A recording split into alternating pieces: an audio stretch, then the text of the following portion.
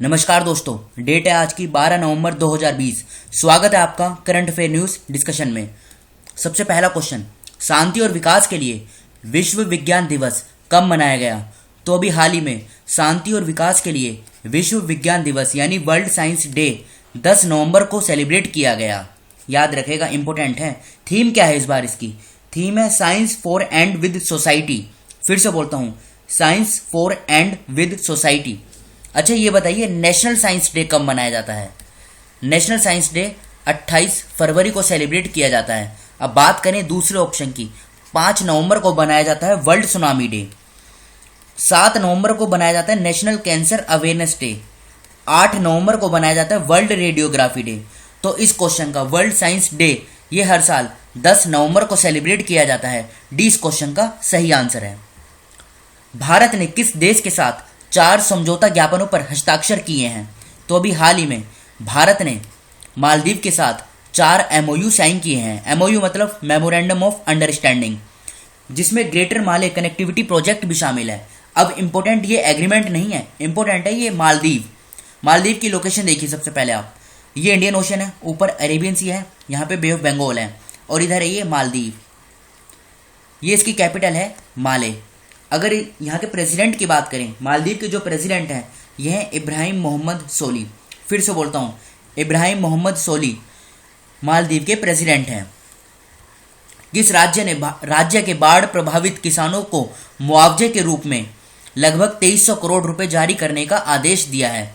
तो अभी हाल ही में महाराष्ट्र की सरकार ने राज्य में बाढ़ प्रभावित किसानों को मुआवजे के रूप में लगभग 2300 करोड़ रुपए जारी करने का आदेश दिया है। और ये फैसला, ये अनाउंसमेंट की गई है महाराष्ट्र के जो मुख्यमंत्री हैं उद्धव ठाकरे के द्वारा। और इसमें ये जो पैसा है ना, ये डिस्ट्रीब्यूट किया जाएगा नागपुर, औरंगाबाद, अमरावती, पुणे, कोंकण और नासिक डिवीजन में। याद रखेगा, इंपॉर्टेंट है।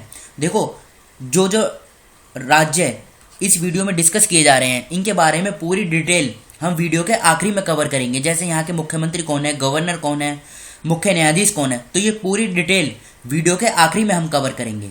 बढ़ते हैं अगले क्वेश्चन की तरफ। पहले ब्रिक्स वित्त मंत्रियों और केंद्रीय बैंक गवर्नर्स की बैठक में किसने भाग लिया?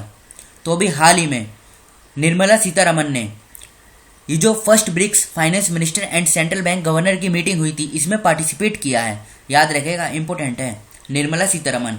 अब इसमें इंपॉर्टेंट ये नहीं है, वैसे तो काफ़ी सारे मुद्दों पे इस मीटिंग में बात हुई। इंपॉर्टेंट है ये ब्रिक्स, इसके बारे में समझते हैं। सबसे पहले तो ये जान लीजिए, ये economic and political regional organisation है। फिर से बोलता हूँ, economic and political regional organisation है। इसमें 5 देश आते हैं। जैसे बी से आएगा ब्राज़ील, आर से रशिया, आई से इंडिया, सी से चाइना और एस से साउथ अफ्रीका। पहले ये सिर्फ ब्रिक था जब ये 2001 में फॉर्म किया गया था। फिर 2010 में जब इसमें साउथ अफ्रीका ज्वाइन हो गया तो ये ब्रिक्स बन गया। याद रखेगा, इंपॉर्टेंट है। और इसकी फॉर्मेशन अगर कही जाए कि ब्रिक्स कब बना पूरा, तो ये 2009 में ही बन गया था। फॉर्मेशन वैसे इसकी अनाउंसमेंट 2009 में ही कर दी गई थी। याद रखेगा, अगर देखो एग्जाम में यही पूछा जाएगा कि इसमें कितने देश आते हैं। इसमें 5 देश हैं, ब्राज़ील, रशिया, इंडिया, चाइना और साउथ अफ्रीका। बढ़ते हैं अगले क्वेश्चन की तरफ। हरियाणा विधानसभा ने एक विधेयक पारित किया है जो ग्रामीण निकायों में महिलाओं को कितना प्रतिशत आरक्षण देगा? तो अभी हाल ही में हरियाणा की जो असेंबली है उन्होंने एक बिल पास किया है जो ग्रामीण निकायों में महिलाओं को तकरीबन 50% आरक्षण देता है। इसका मकसद क्या है? मकसद यह है कि 3 टायर पंचायती राज सिस्टम में वुमेन की जो पार्टिसिपेशन है उसको एनहेंस करना। याद रखेगा, 50% आरक्षण के साथ इस बिल को पास किया गया है हरियाणा असेंबली के द्वारा। अब बढ़ते हैं अगले क्वेश्चन की तरफ। हाल ही में आईपीएल 2020 का खिताब किसने जीता?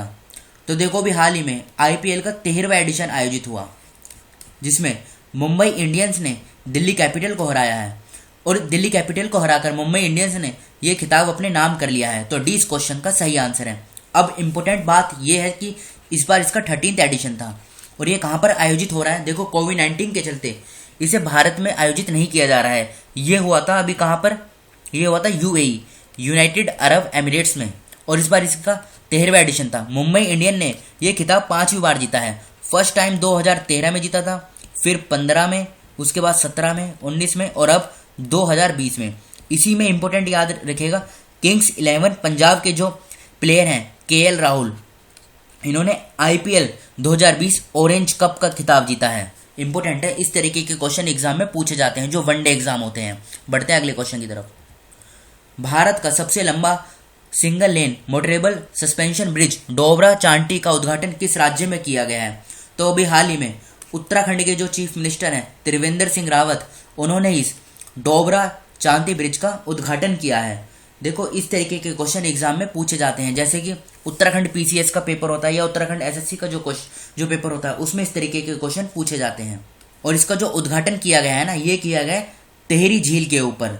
अगर इस ब्रिज की हम बात करें तो इस ब्रिज की जो लेंथ है, पूरी लंबाई है, ये है 725 मीटर। देखो, टिहरी और यहाँ पे है प्रतापनगर, इन दोनों के बीच का जो डिस्टेंस है ना, इसको कवर करने में 5 घंटे लगते हैं अराउंड। और अब इस ब्रिज के माध्यम से इसको 1.5 घंटे में ही कवर कर लिया जाएगा। ये इंपॉर्टेंस है इस ब्रिज की। ये कहाँ, डोबरा और चांती, ये जगह है वहाँ पर उत्तराखंड में टिहरी के पास, इसलिए इस ब्रिज का नाम डोबरा चांती रखा गया है। अब बढ़ते हैं अगले क्वेश्चन की तरफ। किसने जेसीबी साहित्य पुरस्कार 2020 जीता? तो अभी हाल ही में एस हरेश ने जेसीबी लिटरेरी अवार्ड 2020 का खिताब जीता है। किस लिए?